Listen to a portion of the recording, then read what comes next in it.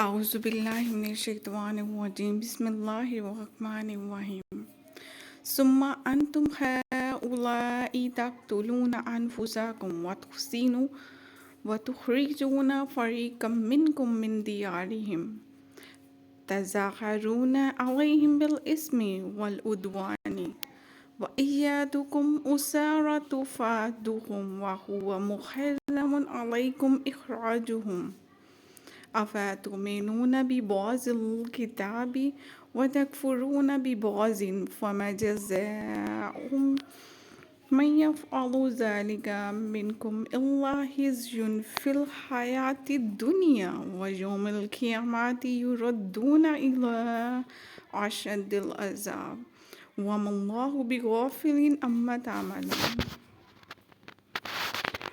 پھر یہ تم ہی ہو جو اپنے لوگوں کو قتل بھی کرنے لگے اور اپنے میں سے ایک گروہ کو ان کے وطن سے بھی نکالنے لگے۔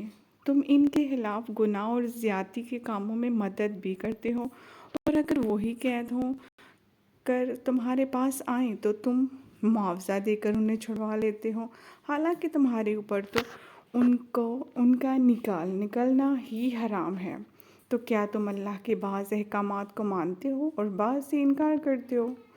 تو جو تم میں سے ایسا کرے اس کا بدلہ دنیوی زندگی میں ذلت رسوائی کے سوا اور کیا ہے، اور قیامت کے دن انہیں شدید ترین عذاب کی طرف لوٹایا جائے گا، اور اللہ تمہارے کاموں سے بے خبر نہیں۔ صدق اللہ العلی العظیم۔ جزاک اللہ۔